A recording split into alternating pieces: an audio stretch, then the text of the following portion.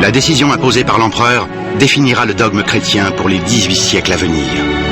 Supreme Sovereign, fellow ministers, this is the creed to which we have unanimously declared ourselves signatories.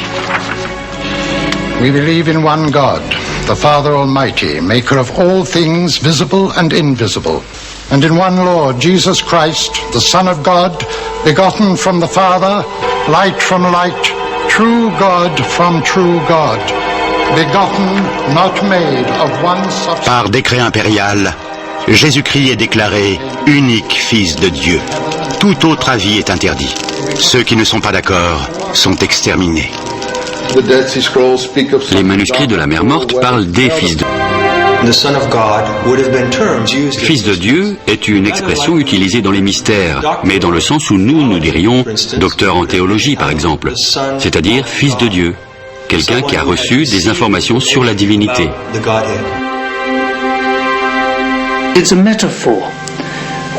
C'est une métaphore qui était en usage dans tout le monde romain. Une façon d'exprimer une étroite relation entre un homme et Dieu. Tous ceux qui avaient un rang, empereur ou autre, se proclamaient fils de Dieu et ont eu des vies pleines de prodiges. Fils de Dieu n'est pas une expression réservée aux gens pieux et savants. Elle désigne aussi les puissants.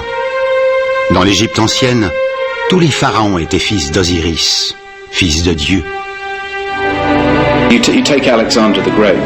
Prenez Alexandre le Grand. C'est lui qui a réuni les pays méditerranéens pour en faire l'empire grec. Sa mère, initiée au culte de Dionysos, l'a élevé dans l'idée qu'il était né d'une immaculée conception, qu'il était né d'un Dieu. Elle était la Vierge Mère? Absolument. Jules César est fils de Dieu. Il a une ascendance divine. Comme tous les autres empereurs romains le proclameront par la suite. L'idée d'être fils de Dieu est une idée très répandue durant toute l'Antiquité.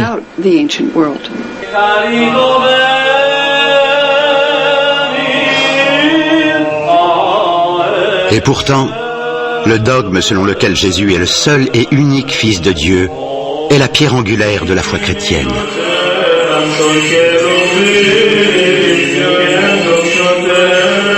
2 millénaires plus tard, le christianisme apparaît comme une rupture radicale avec le passé, avec sa promesse de salut, celle d'une vie après la mort. Mais la résurrection a-t-elle été avec Jésus-Christ une révélation nouvelle pour l'humanité? Pas du tout.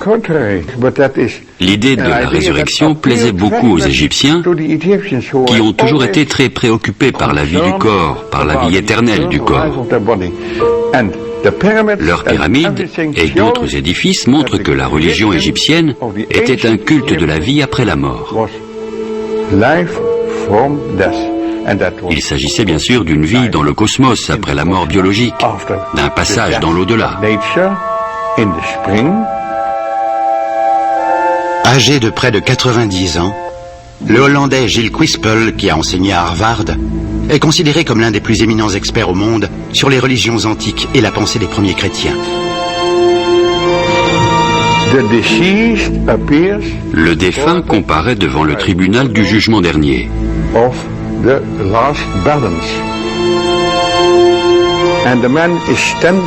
L'homme se trouve devant la porte qui donne accès à la salle de l'absolue vérité. Et c'est là que se trouve aussi Osiris. Osiris est un dieu qui apparaît sur la terre sous une forme humaine. Il apporte à l'homme de précieux enseignements et lui apprend le culte des dieux. C'est un dieu civilisateur, si on veut. Ensuite, il est mis à mort par les forces du mal.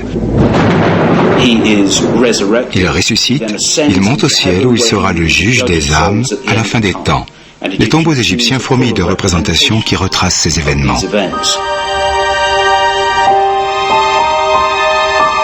Dans l'Égypte ancienne, Osiris se trouve dans la constellation d'Orion. C'est le bon berger des étoiles, ces âmes qui sont dans les cieux.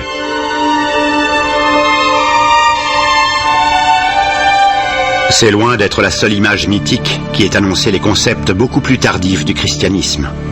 Les auteurs Tim Freke et Peter Gandy ont fait une étude extensive de la pensée dans l'Antiquité. C'est une image choquante. Pourquoi l'avez-vous mise sur la couverture de votre livre? Parce qu'il s'agit d'une preuve qui nous tient beaucoup à cœur. C'est un talisman, une amulette. C'est petit, de la taille de mon pouce. On dirait Jésus sur la croix, et pourtant l'inscription en grec nous explique qu'il s'agit de Dionysos, à la fois homme et Dieu, qui est mort et ressuscité. Et le fait d'apprendre que ce demi-dieu païen a connu exactement la même mort que Jésus est, selon nous, la preuve que nous avons puisé l'histoire de Jésus dans la mythologie païenne. Dionysos, c'était le Bacchus des Romains. N'était-il pas le dieu du vin et des libations?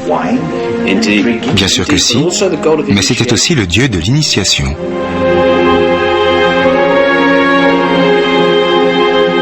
Dieu du vin, à l'origine, et dieu mineur, Dionysos, c'est-à-dire littéralement fils de Dieu, se transforme plus tard en rédempteur. Un divin enfant, assis, curieuse similitude, comme l'enfant Jésus sur les genoux de sa mère. On lui rend grâce avec du pain et du vin pour commémorer son sacrifice et sa mort sur une vulgaire croix. Il ressuscite et monte au ciel. C'est la version grecque d'Osiris. La tradition veut que ce soit Pythagore qui, après avoir parcouru l'Égypte et étudié 20 ans dans ses temples, ait rapporté en Grèce la grande sagesse mystique des Égyptiens qui est associée à l'idée d'Osiris. Mais pour l'introduire en Grèce, plutôt que d'importer un dieu étranger, il prend Dionysos et transforme une figure mythologique mineure en un dieu d'une importance considérable. La plupart des grands penseurs et auteurs païens, Platon, Euripide, Sophocle, sont initiés à ce culte dont le centre géographique n'est pas loin d'Athènes. Par milliers, les gens se convertissent à ce culte qui vénère un Dieu fait homme qui meurt et ressuscite.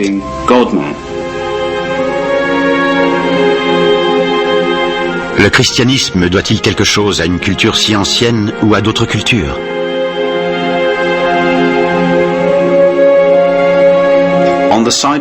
Sur le site où le Vatican se trouve aujourd'hui, s'élevait jadis un temple païen. Ces prêtres y célébraient des cérémonies sacrées que les premiers chrétiens trouvaient si choquantes qu'ils en ont effacé toutes les traces. Quels étaient donc ces rites païens scandaleux? Des sacrifices cruels? Des orgies obscènes peut-être? C'est ce qu'on a voulu nous faire croire. Mais la vérité est bien plus étrange que toutes ces fictions. Dans cet antique sanctuaire, des congrégations païennes ont autrefois glorifié un dieu rédempteur, Mithra, qui, comme Jésus, est né d'une vierge le 25 décembre et qui est fils de Dieu. Comme lui, il est monté au ciel, il a promis de revenir à la fin des temps pour juger les vivants et les morts. Ici, des prêtres païens partageaient un repas symbolique composé de pain et de vin en l'honneur de leur Rédempteur. Un Dieu rédempteur qui avait averti ses fidèles, « Qui ne boira pas de mon sang ne connaîtra jamais le salut. » Comme Osiris en Égypte, Mithra, un dieu d'origine perse, occupe dans le ciel la place de la constellation d'Orion, face à la constellation du Taureau. Son culte est devenu le premier concurrent du christianisme dans le monde antique.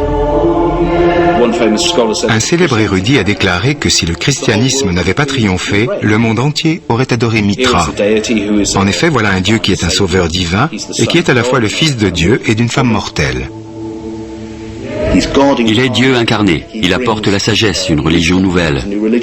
Il défie, comme le font tous les grands mystiques, les vieilles autorités. Il fait scandale, il accomplit des miracles.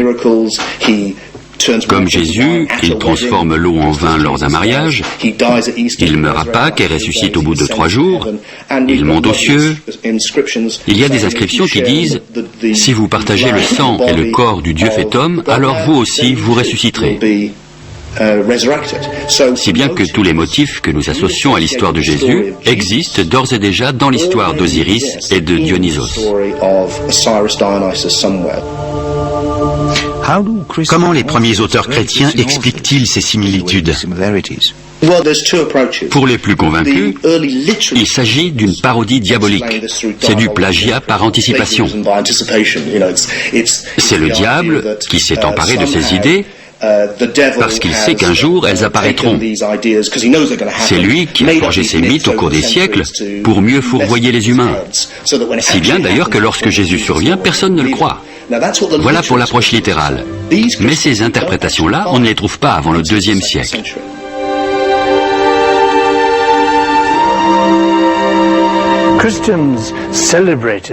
Les chrétiens ont célébré leur victoire en proclamant que le paganisme était décadent, grossier, inintéressant, inférieur. Le christianisme ne pouvait faire autrement que de triompher. Et c'était du domaine du fantasme. En fait, le paganisme était passionnément vivant.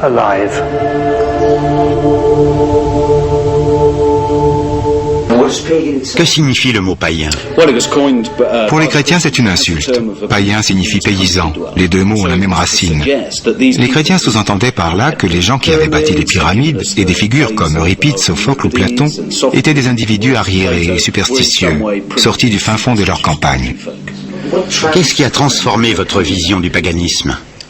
L'étude de la spiritualité païenne et la découverte de la richesse de la philosophie mystique qui est au cœur du paganisme.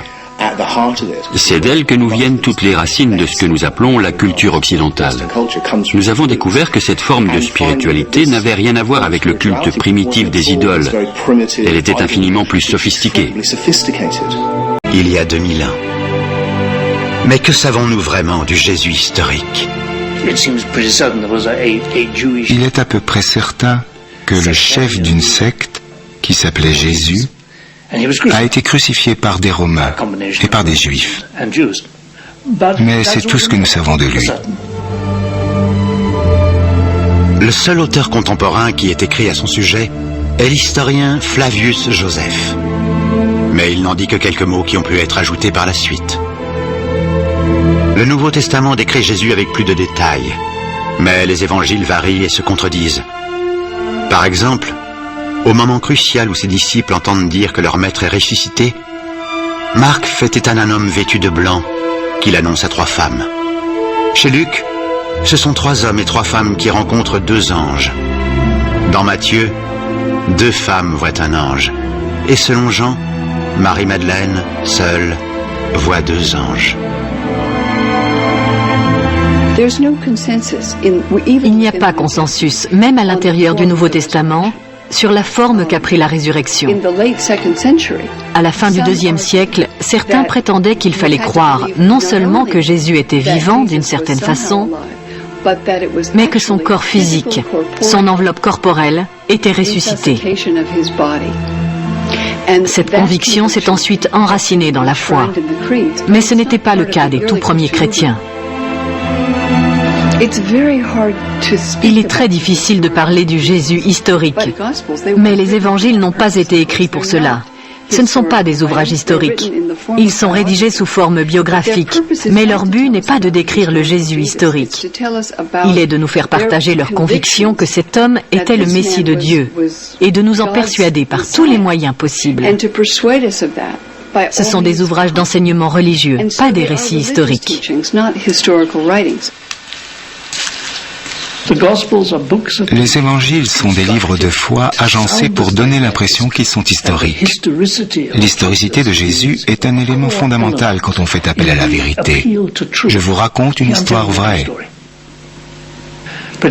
Mais il est extrêmement peu probable que les évangiles aient été écrits par des contemporains.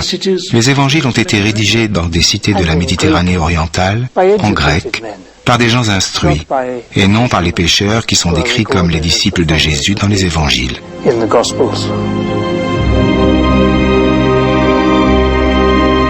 En outre, ils ont été rédigés des dizaines d'années après Jésus-Christ, alors que le souvenir de sa vie et de ses souffrances s'estompait, et à une époque où se produit une grande fracture, le soulèvement des Juifs et la destruction totale d'Israël par Rome, qui fait périr tous ceux qui auraient pu connaître Jésus personnellement.